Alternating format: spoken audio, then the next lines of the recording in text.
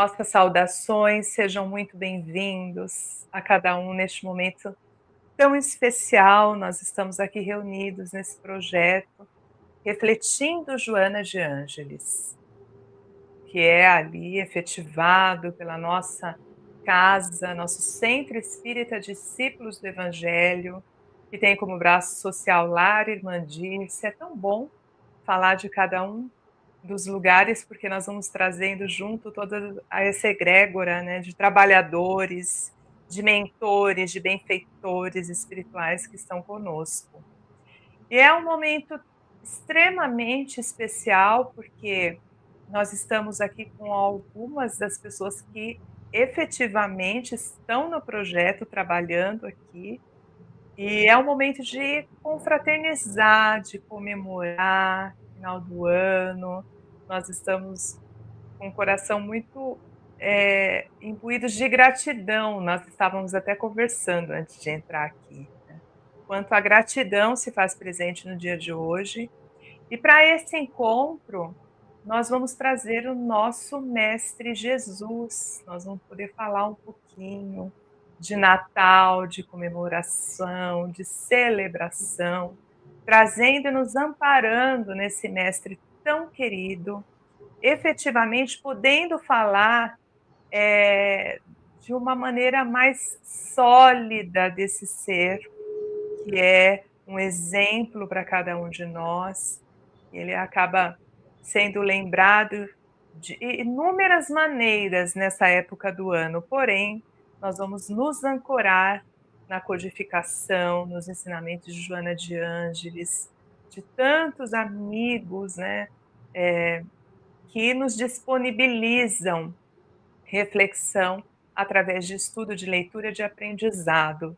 Então, que seja um encontro de muita luz, a você que nos acompanha no projeto Refletindo Joana de Ângeles, que já tem acompanhado a série psicológica, agora nessa etapa com os temas específicos referente ao nosso ser, ao nosso aprimoramento moral, que esse seja um encontro incrivelmente de abastecer o coração, de nos focar naquilo que precisa ser vivenciado nessa etapa do ano e que nós possamos crescer nessa irmandade, nessa parceria. Seja muito bem-vindo, meus amigos. Ai, que alegria.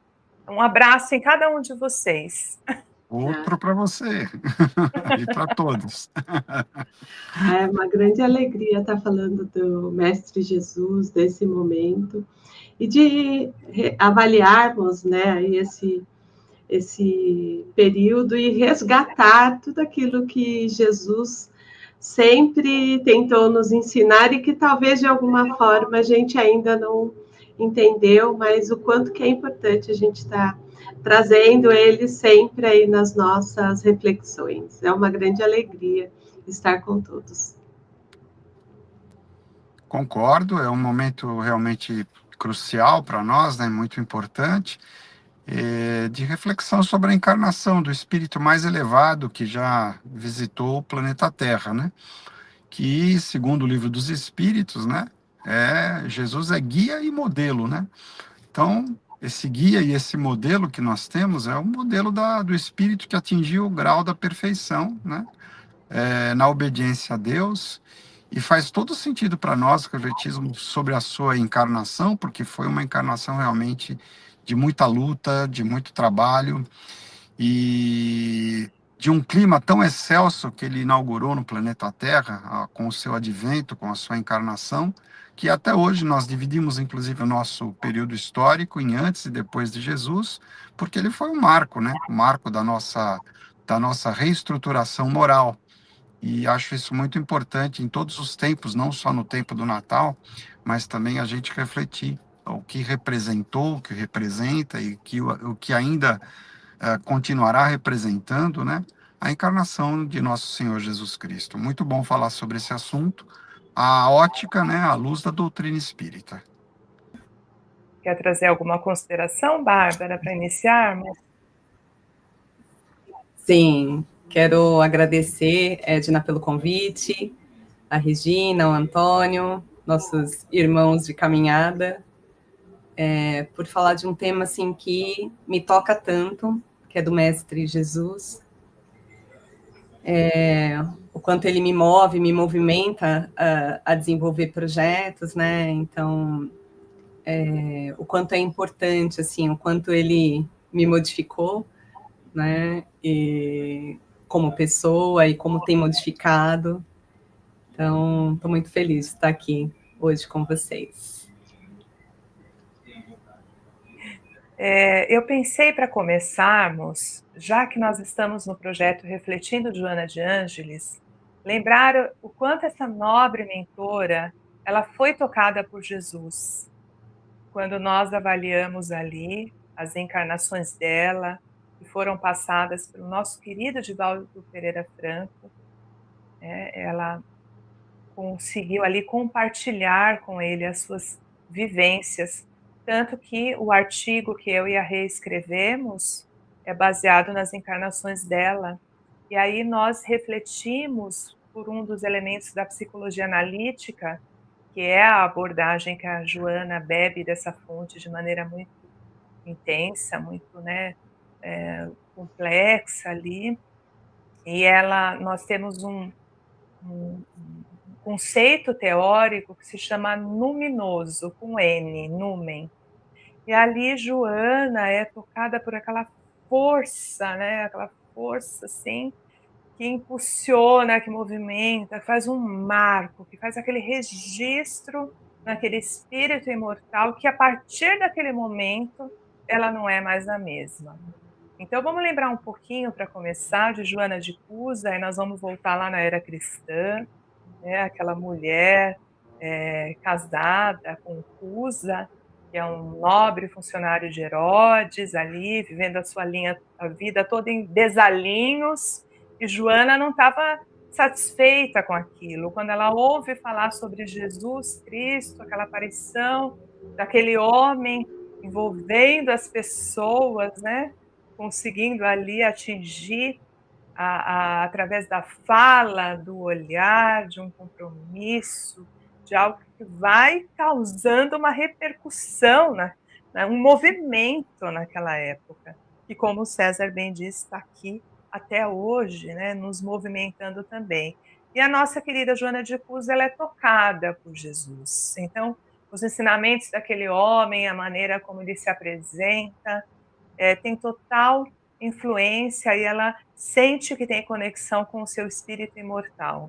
E a partir dali, ela traça aquele movimento para a sua vida pessoal e leva também para as outras pessoas, né? Depois da crucificação de Jesus, ela continua levando aquele legado, aquele aprendizado, e sofre também por ser uma pessoa que se diz cristã, né, que acredita em Jesus, e isso é fruto do seu próprio desencarne, né, quando ela não nega Jesus. E ali, no momento em que ela está sofrendo o ataque dos soldados ali, eles perguntam, né, então foi isso que Jesus te ensinou, Joana? Foi isso? A morrer, né, a morrer aqui queimada? É isso? Abjura, nega Jesus. E ela diz, não, ele não me ensinou só isso. Ele me ensinou também a vos amar.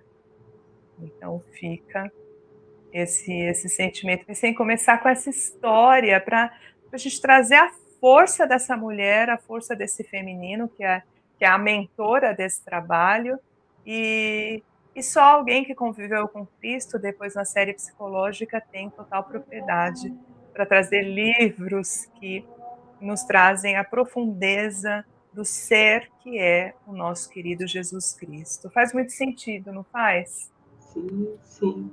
E aproveitando que você trouxe isso, né, pegando até essa dinâmica, a gente pode observar o quanto essa força de Cristo tocou nela, porque a primeira reação dela era abandonar tudo. Eu vou abandonar tudo e vou seguir Jesus. Ele, não, é quase assim, calma, Joana, você tem um compromisso familiar ali, mas a sua hora de me acompanhar vai chegar, e ela fez total diferença. Então, aqui eu gostaria de refletir essa força de Cristo, né, que quando a gente tem contato na essência, né, ali daquele conhecimento, ele transborda, e aí ela começa a questionar tudo que ela vivia, e tanto que enquanto depois de Cusa, ela se dedicou totalmente às obras de Jesus, de acolher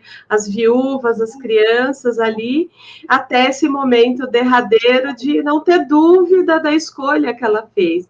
E se a gente for conhecer a própria história dela depois, ela viveu por ele, assim, no sentido, em nome de Jesus, levando o conhecimento, porque ela foi tocada e transformada. Então, luminoso ali, ela teve, né, aquele momento de ter aquele acesso a esse lugar e levar para a vida dela. E aí eu me questiono, né, o quanto a gente cada vez mais precisa conhecer este Jesus em nossa essência para que ele também nos transforme.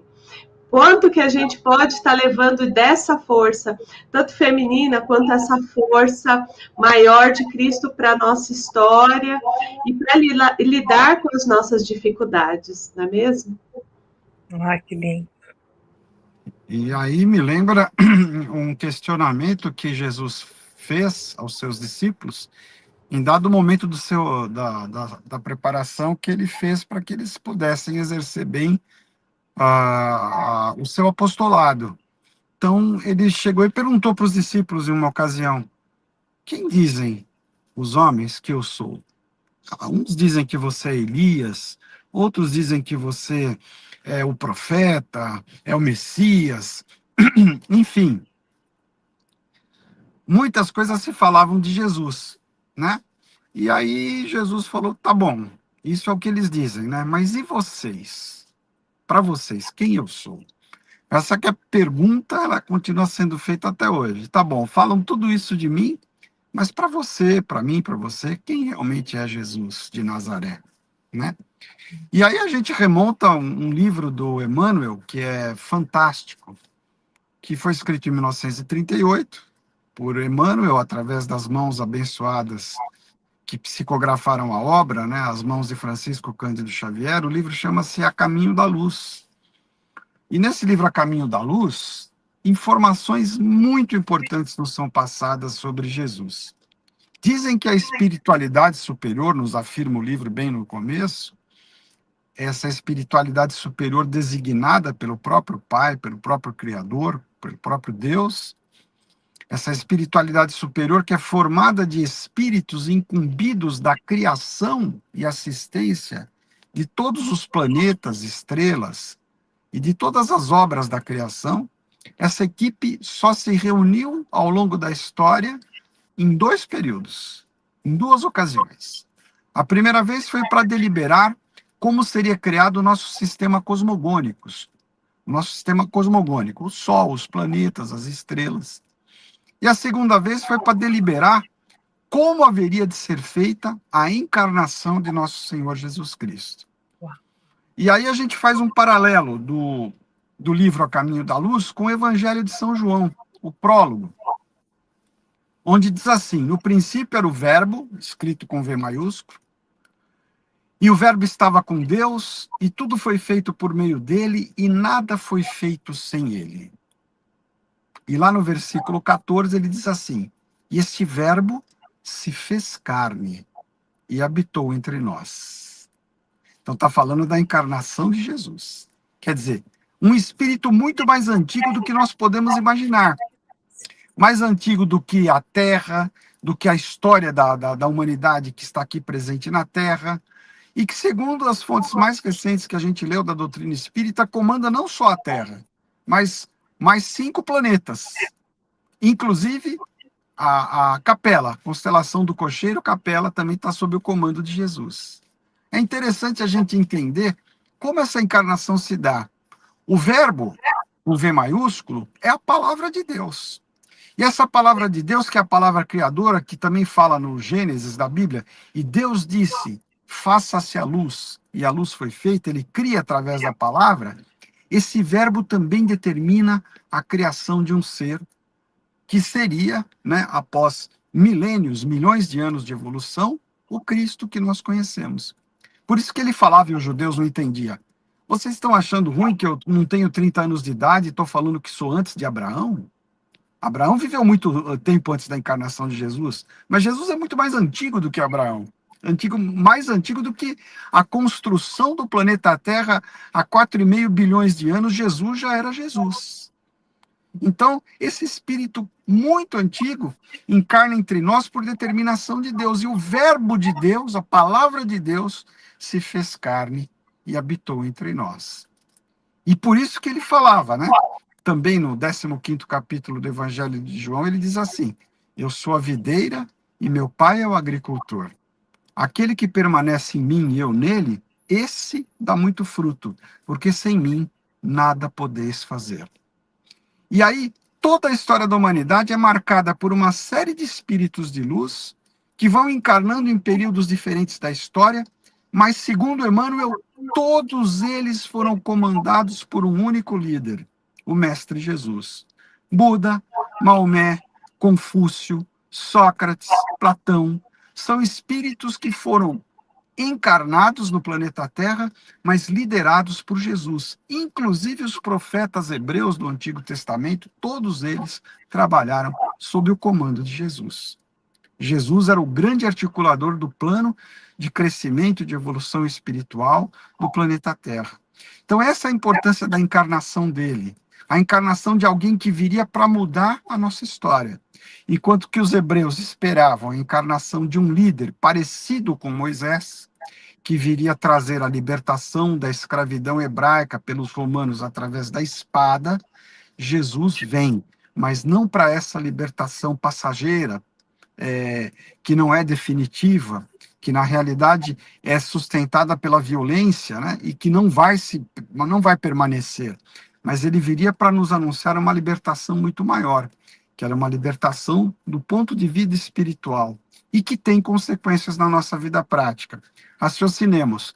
Por melhor que seja um sistema político, econômico, social, se os seus líderes não forem pessoas íntegras, corretas, esse sistema vai ruir. Então, Jesus anunciou uma revolução do homem. É preciso fazer a reforma íntima, como diz o Espiritismo, melhorar o homem. E na frente de Pilatos, ele confirma isso pouco antes da sua execução criminosa e cruel. Ele vai falar assim, Pilatos pergunta, você é rei? Eu sou rei. Jesus responde, mas o meu reino não é deste mundo.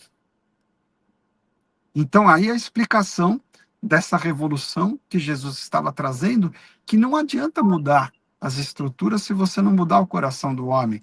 Porque o homem reflete nas coisas que cria aquilo que ele é, que ele tem no seu interior.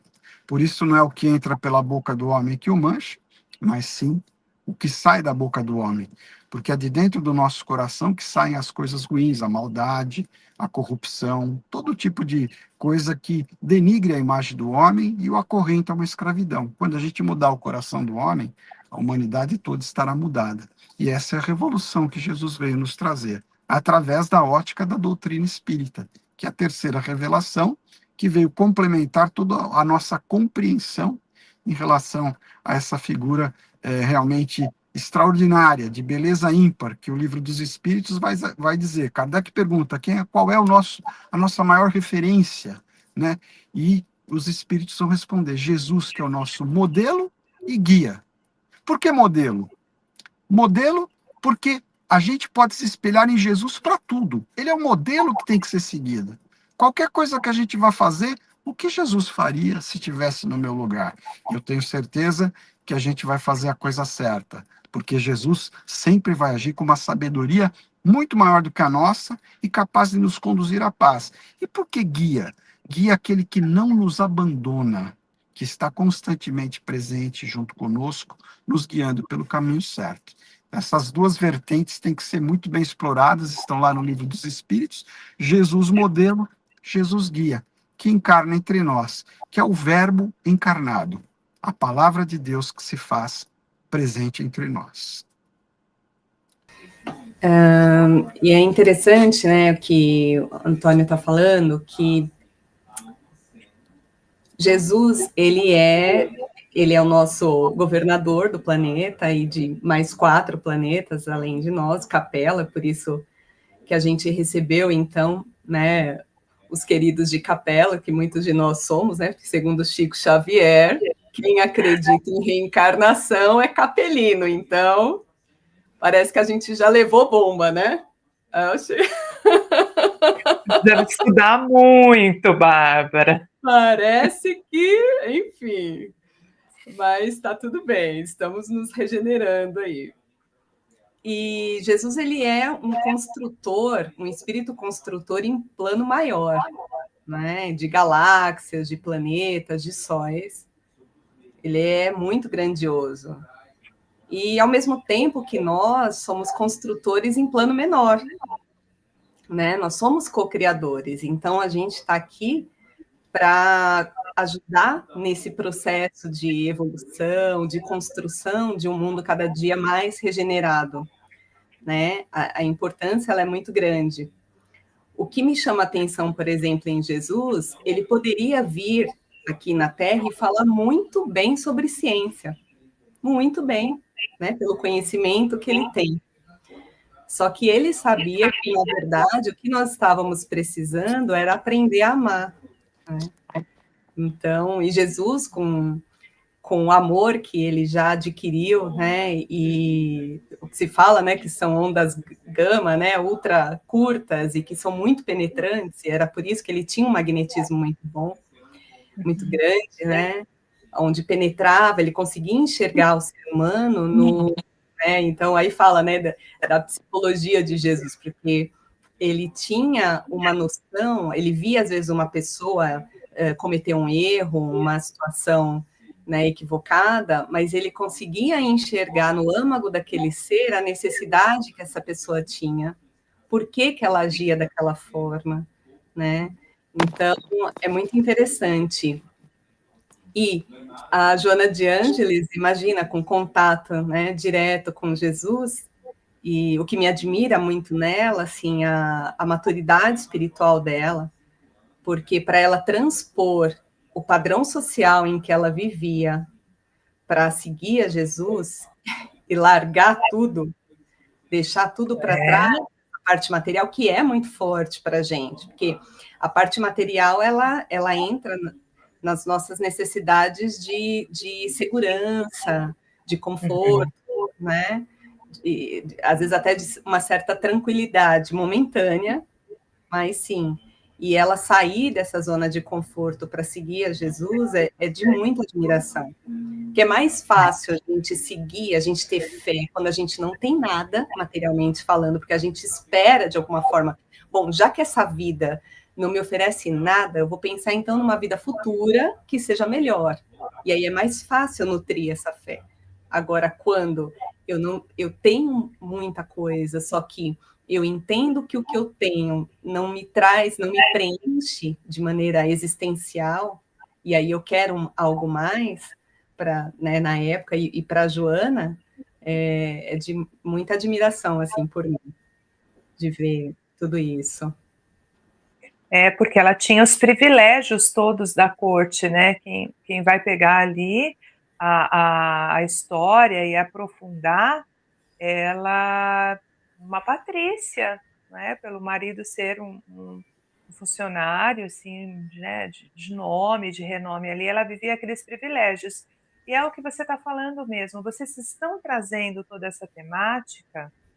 E eu logo estou pensando nessa transição planetária que todos nós estamos atravessando, né? Neste momento agora, do qual você vai abrindo noticiários, as notícias vão chegando, e você vai tendo cada vez mais acesso àquela impressão. Quantos de nós, quantas vezes comentamos? Vai ter jeito? Quantas pessoas dentro que estudam a própria codificação perguntam, mas tem certeza que está acontecendo uma transição? Não era para estar melhorando? Quantas vezes isso não é questionado?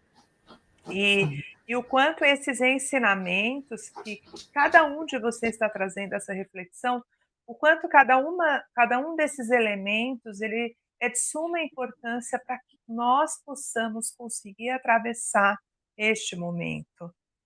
Ter essa mensagem viva dentro de cada um de nós, o quanto isso nos fortalece, nos dá uma âncora mesmo, nos sustenta para esses enfrentamentos, não é? Eu acho que tem total reflexão, dá para traçar uma reflexão com os nossos tempos atuais.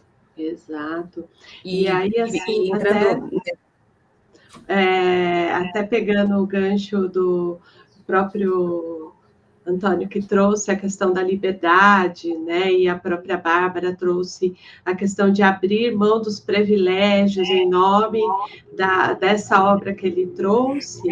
Ela vivenciou a liberdade de tudo, né? Assim, no sentido, eu abro mão de toda essa condição para viver livremente aquilo que eu sou. E o quanto é importante a gente resgatar internamente essas vivências do Cristo, para a gente ir se libertando dessas amarras, até pegando esse gancho, né, Edna, que você traz da questão da transição planetária, o quanto para nós é tão desafiador evoluir, porque a gente vai ficando preso ali naquelas bolsinhas, nas sacolinhas que a gente vai carregando das nossas histórias, das nossas vivências, e aí a gente não entende o quanto a obra, né, e os ensinamentos de Jesus, quando você vivencia ele, é libertador nesse sentido, porque você se encontra, né, ali a sua essência, o seu eu mais profundo, e começa a vivenciar isso.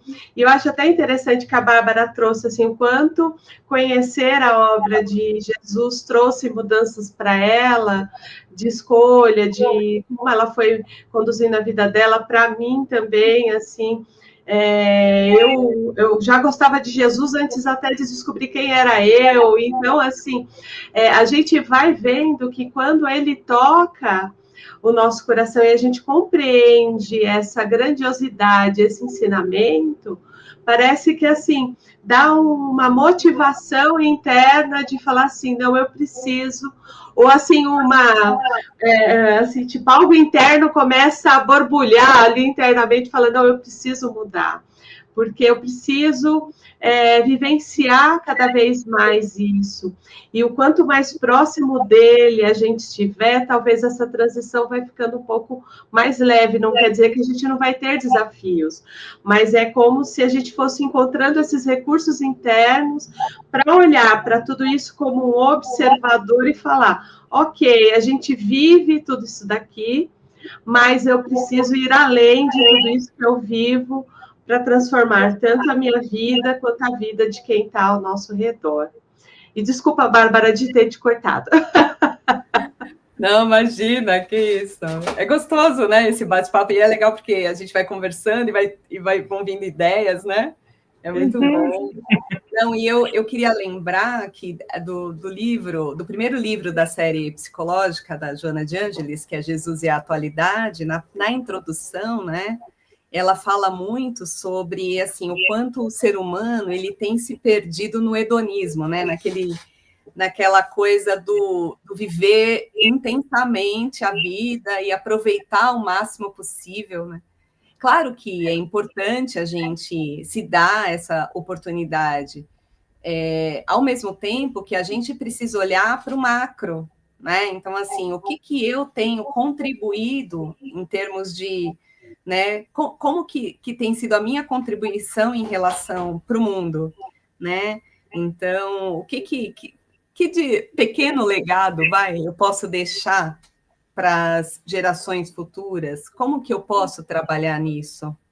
Né? Então, assim, o quanto a gente também precisa olhar para esse lugar, né? Então, assim, trabalhar aquela oportunidade de colaboração mesmo com o mundo em que a gente vive, né? Então, ela traz isso, assim, o quanto o ser humano ele está perdido, está vivendo, né? Mas na verdade ele não está consciente daquilo que está fazendo, né? Está num nível muito automático, né?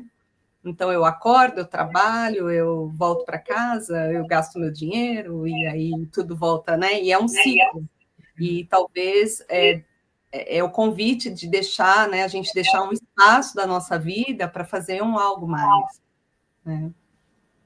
E aí você me fez lembrar agora do grande escritor carioca, Milor Fernandes, que fala muito nesse sentido, né? O importante é ter, sem que o ter te tenha. Então, quer dizer, Sim, o problema não é você possuir, mas é você ser possuído por aquilo que você possui, que nos escraviza. Então, Joana deu ali um exemplo de fé muito grande, de renúncia. Curiosamente, os primeiros cristãos, né, dos tempos mais antigos, das comunidades primitivas, eles levavam a cabo essa renúncia total até a própria vida, como fez Paulo, né? Paulo tinha uma posição extremamente nobre. Ele era um judeu, mas que comprou pelas posses que tinha, o respeito que tinha, a cidadania romana. E ele vai renunciar a tudo isso para seguir Jesus, num momento em que Jesus fala diretamente com ele, através de um fato real de sua vida, na estrada para Damasco, quando ele tem aquele contato mediúnico com Jesus, e veja que ele não questiona quem falava com ele. Assim que Jesus, Saulo, Saulo, por que me persegues? Ele imediatamente tomado pela percepção do que estava ocorrendo, pelo seu elevado nível de mediunidade, ele vai falar simplesmente, Senhor, o que queres que eu faça? Sim. Então, quer dizer, a pergunta também se impõe para nós hoje. Diante da nossa realidade hedônica, a Bárbara falou muito bem, a busca do hedonismo é muito forte, é uma sociedade altamente sensualizada, né? Mas das sensações mais compatíveis com a carne, não dos prazeres espirituais que são revelados àqueles que se dedicam a aprofundar a vivência da caridade, do amor. A gente, diante de uma sociedade dessa, o convite à renúncia continua sendo feito. Quem quiser me seguir, renuncie a si mesmo. Tome a sua cruz e me siga. O renunciar a si mesmo é o mais difícil, porque a gente costuma transferir para as coisas, mas é o nosso ponto de vista. A renunciar a si mesmo é renunciar muitas vezes à visão míope que a gente tem de realidade do mundo. Ao tomar a sua cruz, eu não sou santo, eu tenho meus problemas, a minha cruz eu tenho que carregar, eu não posso jogar lá fora. Então Jesus não fala para você, jogue a cruz fora. Não, carregue. Renuncie a si mesmo, carregue a sua cruz e me siga. Esse convite ele continua fazendo a nós até hoje, né? Cada dia mais e principalmente nos momentos que a gente se dá a sua reflexão. O renunciar a si mesmo significa aprender a ver com outros olhos a mesma realidade. Ter uma outra visão dessa realidade, percebendo que a felicidade vai estar nunca na ausência dos problemas, mas na nossa fortaleza, na maneira forte, na maneira corajosa com a qual a gente reage aos problemas, né? Mas jamais é a exclusão de todos os problemas, porque isso é irreal. Os problemas vão continuar existindo e existem até para as personalidades e espíritos mais nobres, que dirá para nós que ainda somos simples ceareiros de Jesus, repletos de erros, de falhas, de limitações, né? Então, o exemplo de Joana toca muito o nosso coração, porque é um exemplo que prega renúncia, né? Ela vai renunciar a tudo, ela vai assumir, e em encarnações futuras, até como soro de um convento, ela vai renunciar à própria vida em favor da defesa das suas companheiras, que seriam barbaramente atacadas, não fosse a sua determinação em renunciar ao valor mais precioso que Deus nos dá, que é a vida, né? Então, isso comprova que ela não renunciou só no tempo de Cristo, naquela encarnação. Ela permanece renunciando e orientando muito bem seus espíritos, especialmente Divaldo, que também renunciou, né? Sim. A família, a constituir família, a ter uma vida, vamos dizer assim, mais permeável ao tempo que a gente vive, mas renuncia a tudo, constrói a mansão do caminho, evangeliza, se torna um médium de expressão mundial, né? Porque ele viajou uma boa parte do planeta sob aí a influência benéfica de Joana, testemunhando Jesus, né? Esse convite é feito para nós também. E aí, o que a gente vai responder? Então, É, é uma boa pergunta essa, é né? um bom questionamento, porque quando saímos também tocando as pessoas diante da nossa verdade, quando Jesus também ele se internaliza dentro de cada um de nós, ele passa a, a ter frutos através das nossas vivências e do nosso exemplo íntimo através das nossas realizações, se for verdadeiro, nós podemos inspirar outras pessoas, e Jesus está habitando ali. Sim. Aí seguimos inspirando também outros e outros através dessa verdade. Então, é uma pergunta que podemos nos fazer, o quanto que essa expressão, essa força, essa essência divina, ela está dentro de mim e ela pode ser compartilhada também. E quantos podem vir através dessa vibração que vai saindo, como a Bárbara colocou, né, do amor, essa expressão sutil que ele compartilhava e compartilha até hoje de maneira muito grandiosa, e as pessoas sentiam a presença de Jesus, mas nós também temos essa essência, em dadas proporções, de acordo com o nosso tamanho, mas nós temos, e nós podemos tocar, né? Por exemplo, quando Joana na encarnação como Clara de Assis, ela é tocada por Francisco. De novo, ela é tocada por aquele legado. Jesus habitava ali naquela obra. A expressão desse sentimento. E assim vai, dado o nosso tamanho, onde quer que nós estejamos, em qualquer que seja o nosso papel, nós podemos levar a expressão deste homem, desse modelo, como o César bem colocou, desse guia para nós, né? Nós podemos levar essa expressão. Então, algumas pessoas me dizem assim: ah, Edna, mas eu não sei, se falarem em propósito de vida, eu queria uma coisa grande. Não, seja grande onde você está. Exatamente naquele lugar onde você está, você pode fazer essa jornada muito grandiosa. Então, Aí, até pegando você, trouxe o exemplo de Clara de Assis, ela foi tocada porque ali Francisco era a vivência dos ensinamentos de Jesus, ali naquele momento, e ele tinha renunciado também ali as posses, as oportunidades, os votos, ali, aquilo que ele vivia, e ela também renunciou novamente às condições dela mais privilegiadas ali para estar, e ela abria mão até da cama, da comida, para trazer, assim, não é? E quando você fala, né, Edna, de propósito, as pessoas pensam ali de uma forma tão grandiosa, e a gente pode ser grande na nossa pequenez também, no sentido de fazer o que eu posso com as ferramentas que eu tenho, com os recursos que eu tenho, com o conhecimento que eu tenho, e ela fez isso nesse sentido, e aqui eu não estou falando para a gente fazer exatamente o que eles fizeram, mas buscar essa essência divina em nós, esses recursos internos para a gente fazer, porque cada um pode contribuir com aquilo que tem.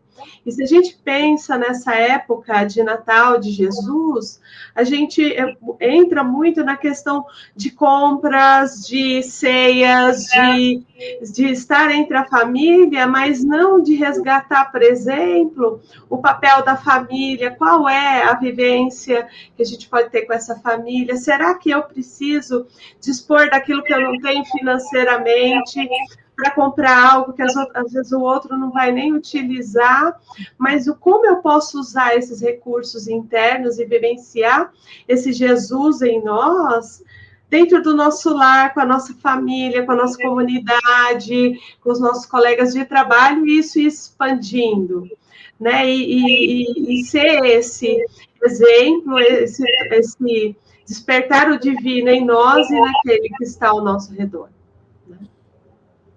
Uau! Fantástico. Bem lembrado, Regina. Adorei o que você falou, porque ele não nos pede mais, Deus não coloca nas nossas costas um fardo maior do que a gente pode carregar, né? Então, ou como dizia a minha avó, Deus não dá o frio maior que o cobertor. Então, a gente tem que ver exatamente, né, o que Paulo perguntou a Jesus. Talvez a gente pergunte: senhores, o que queres que eu faça? Né? O que eu posso fazer dentro da minha realidade para realmente vivenciar o teu evangelho, colocar em prática o teu evangelho. E aí numa crença de que a gente tem que ter essa questão da ética e da moral muito forte, porque hoje em dia a corrupção desses valores tem gerado muitas desumanidades. Muitas vezes a gente fala que a Idade Média acabou, mas eu estou vendo, pasmo, estarrecido, crianças sendo enterradas vivas no Sudão, né? Pessoas sendo executadas por programas de contenção de população e de razão política também, das formas mais violentas possíveis, o que me lembra o quanto nós ainda somos medievais nesse sentido, né? O quanto a desigualdade tem. Então, falar de Jesus que nasce num Natal, muitas vezes, de famílias que estão em regiões mais bem situadas do globo e que podem ter um Natal melhor, contrastando com aquelas famílias que estão em regiões muito violentas ainda, né? Assodadas pela fome, pela miséria, pela falta de justiça social, né, que a gente encontra.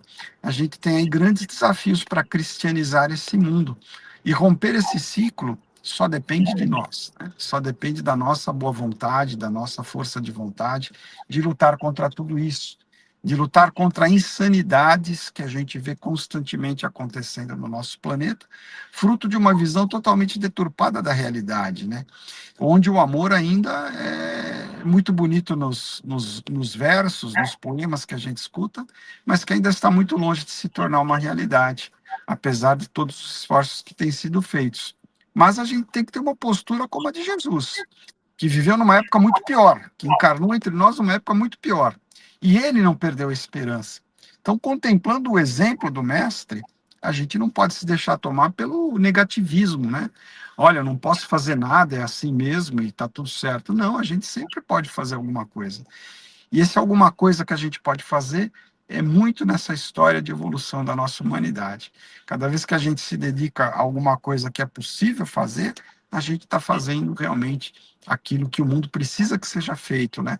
Para que se torne melhor, para que se torne mais humano, né? Para que se torne, para que consiga espelhar melhor o reino que Jesus veio anunciar entre nós. Eu estava refletindo muito sobre esse nosso encontro hoje e acabei me recolhendo um pouquinho na mensagem que o professor Eurípides Barçanufo nos deixa desse encontro com Jesus. Aí conversei com as meninas da evangelização, porque a metodologia é implantada na nossa casa espírita, né, evangelizar o espírito, e ali acabei retomando de novo esse tema, do qual o professor Eurípides Barçanufo estava dormindo e ele se vê fora do corpo, num desdobramento, e ele vai atingindo esferas superiores, ele se vê sendo levado, né, para uma região muito alta, né, e ele vai sendo guiado por uma força muito grande. Eis que ele chega num determinado lugar e ele vê um homem sentado ali, meditando, né? Ele vai se aproximando e ele não acredita no que os olhos dele enxergam, né? Ele vê a presença de Jesus.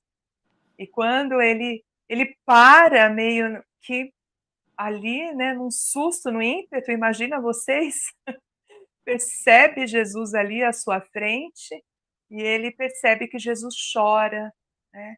E ele pergunta para Jesus, né, por que chora? Por que está chorando? E aí Jesus não responde, e aí ele, num ímpeto de ajudar, de auxiliar, de poder entender, ele fala, chora por aqueles que não praticam o evangelho, né? E aí Jesus responde para ele, não, eu choro por aqueles que conhecem o evangelho Não e pratica. não praticam, né? Então, por Exatamente. aqueles que conhecem, não é por aqueles que não conhecem que eu choro por aqueles que conhecem e não praticam.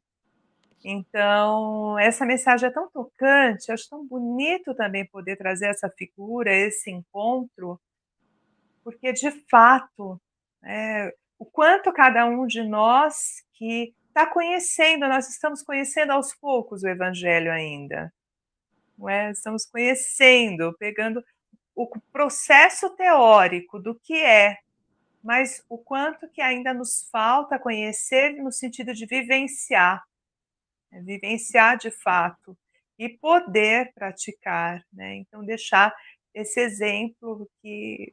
Será que estamos praticando aquilo que nós estamos conhecendo, né?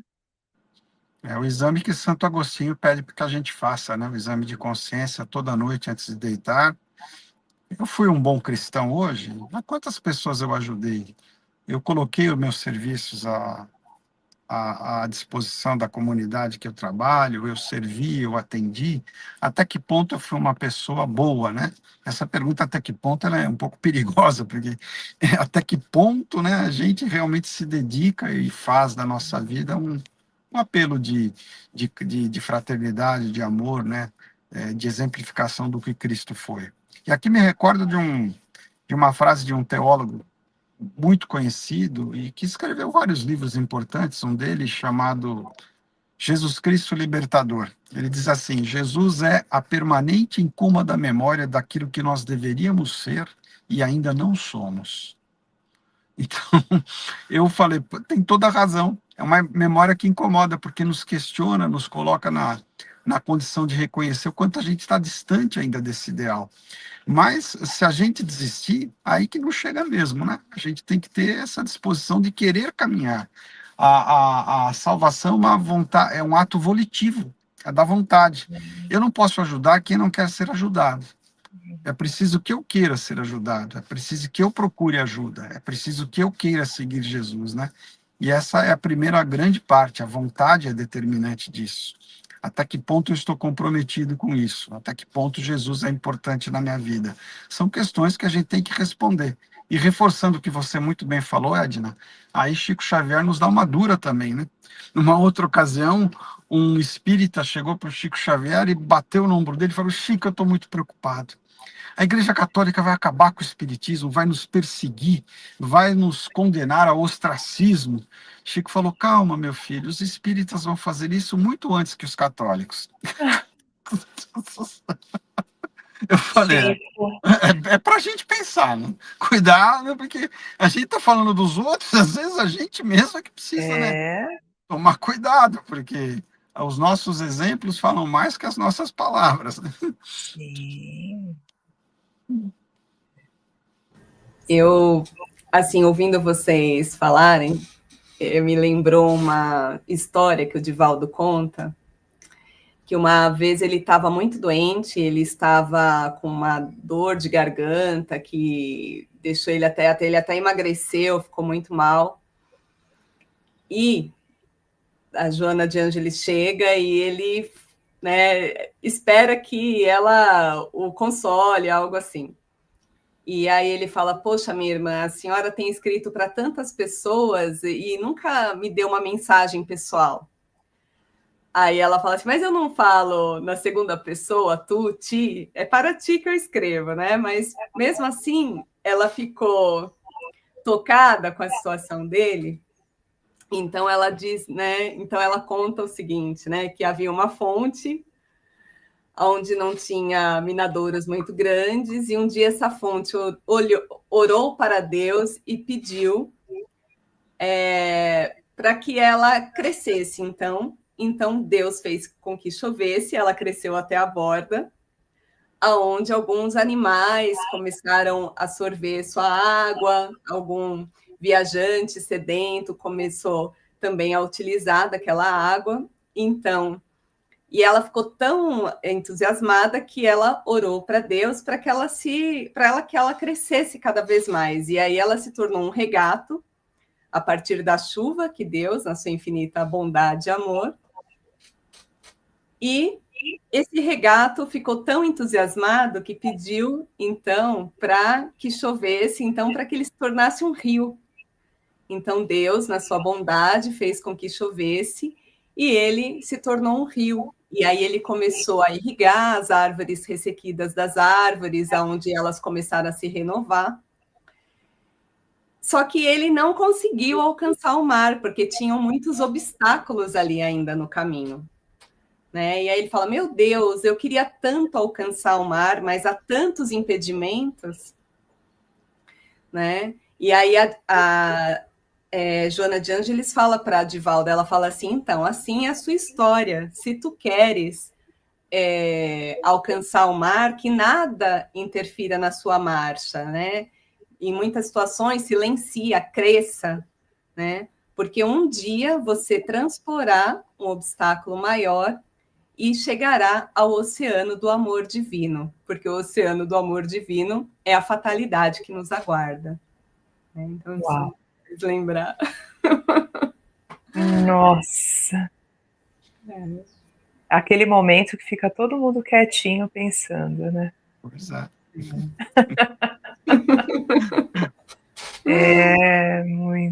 Muita reflexão. Sim. Porque a gente não pode esquecer que a mensagem de Jesus é amor, né? E o quanto a gente precisa ter esse auto-olhar amoroso para nós, para com o outro, para a nossa vida, para a nossa história, para aquilo que a gente pode construir e como que a gente pode colocar esse amor em ação.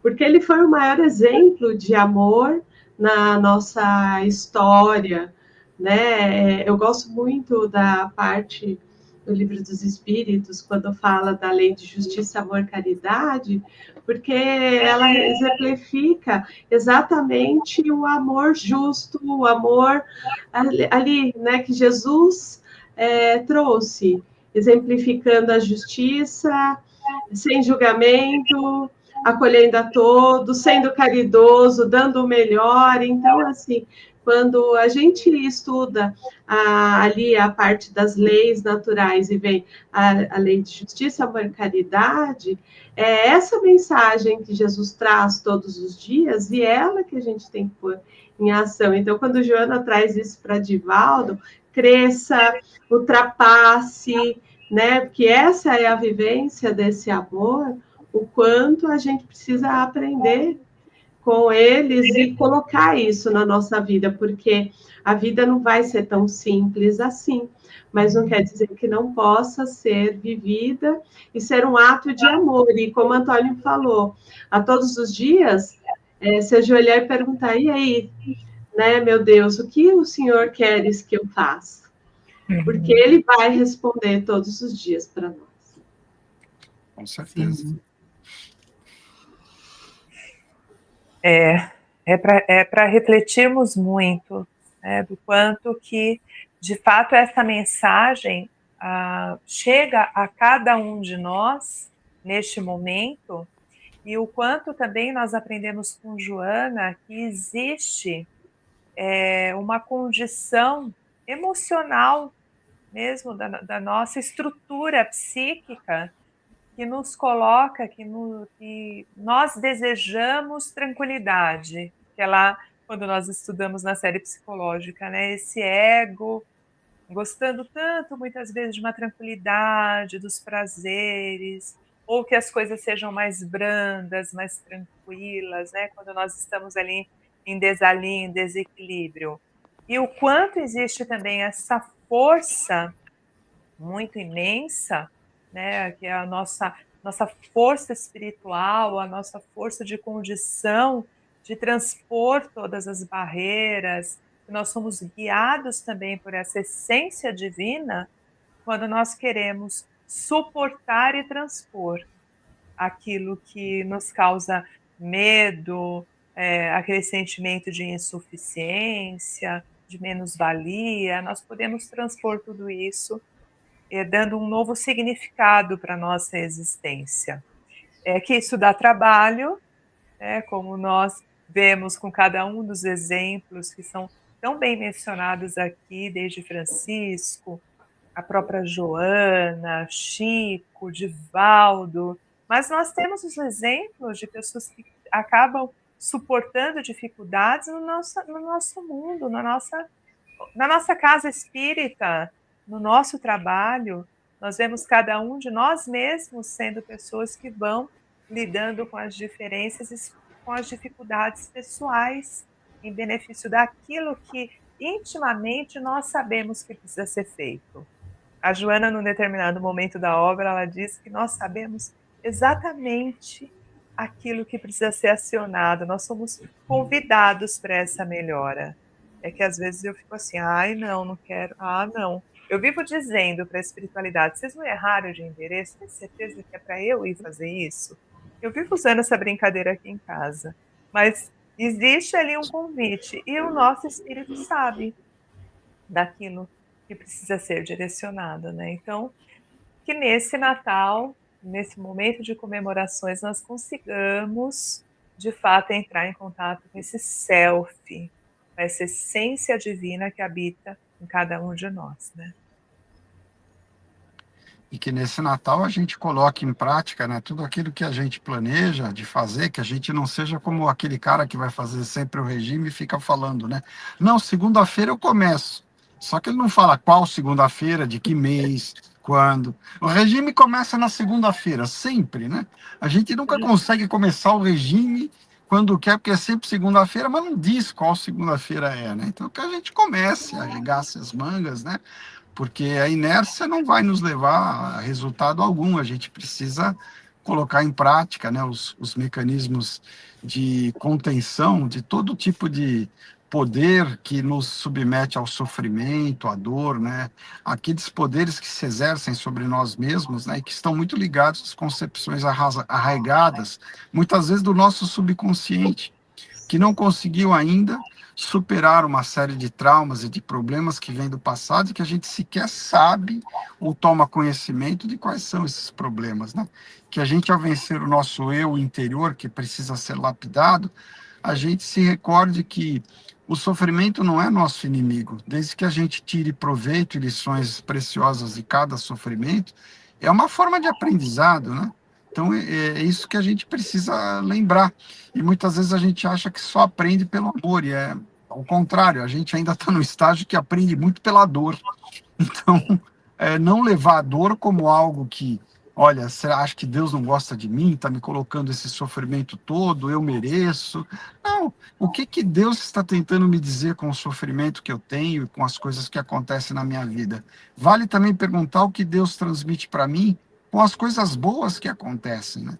Porque muitas vezes a gente só se lembra de Deus nos momentos ruins. E a gente não se lembra de agradecer. A gratidão parece que não é muito cultivada entre nós, né? Eu só quero coisas boas, mas eu não agradeço o que eu já tenho, o que eu já conquistei, as vitórias que eu tive. Eu esqueço rapidamente os problemas que eu superei e muitas vezes eu me prendo no lado negativo, no lado do sofrimento, né? E aí o livro dos Provérbios nas Sagradas Escrituras tem algo que é encantador. Ele diz assim: o ouro é testado no fogo, né?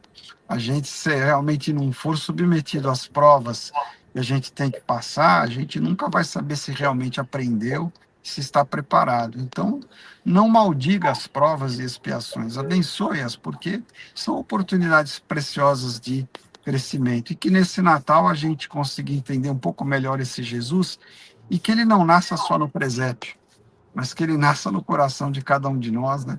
Fazendo morada definitiva lá e nos permitindo sempre trabalharmos como discípulos, né, como apóstolos dele, que ainda tem muito que aprender, mas que tem o essencial, que não é a santidade prematura, ninguém fica santo prematuramente, né, mas que é essa vontade de amar e servir que tem que existir sempre em nós, porque é essa vontade que nos garante a elevação espiritual. Amando e servindo, trabalhando constantemente, nós vamos encontrar sempre Jesus ao nosso lado, e mais importante, não é ao nosso lado, é dentro de nós mesmos. A gente é que precisa deixar ele falar, deixar ele se apresentar, deixar ele se manifestar em nossas vidas.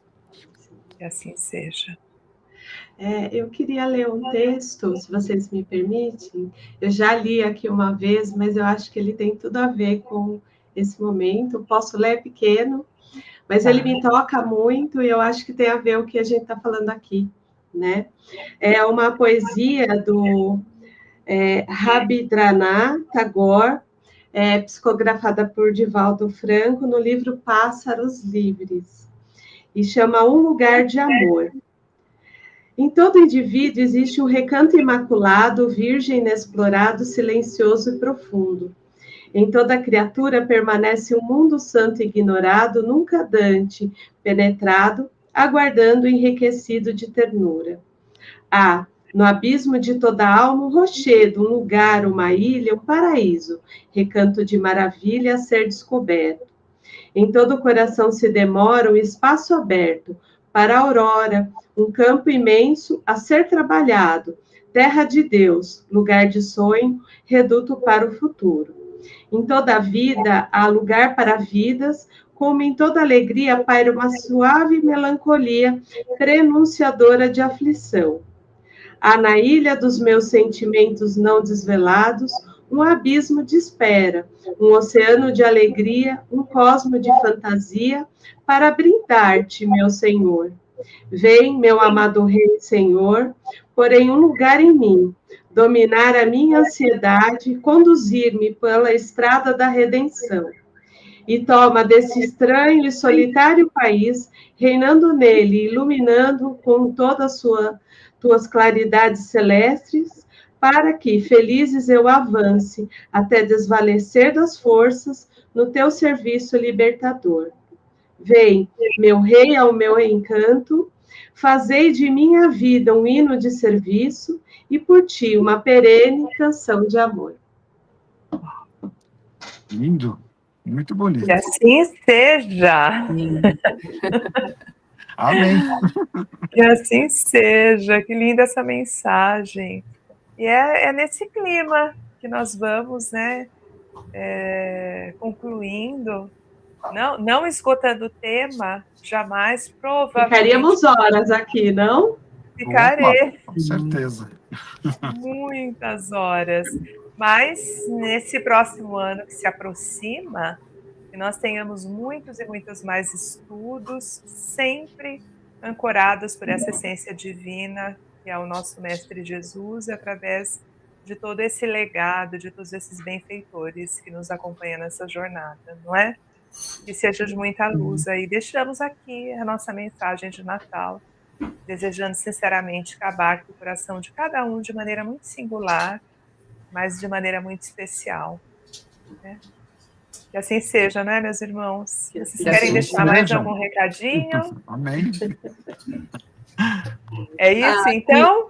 É isso. Que trabalhemos a gratidão, né? Apesar, ainda que os obstáculos venham, né? Quando a gente, às vezes, olha, quando a gente está mais à frente, a gente olha para trás, muitas vezes a gente consegue ligar os pontos e entender por que a gente passou pelo que a gente passou, né? Para se tornar quem a gente se tornou, então... Exatamente. E assim, que possamos, né, fazer essa reflexão cada vez mais. Que lindo. A nossa gratidão, então, a cada um que está Gratidão, conosco. gente. Gratidão. Que assim seja. Gratidão. Que possamos nos ver Gratidão. mais vezes. Amém. Até o próximo encontro, né? Até o próximo encontro. Um abraço carinhoso a todos, né? A todas e a todos que estão também, que vão aí poder compartilhar dessas nossas reflexões. Assim seja. Assim Até. seja. Tchau, tchau.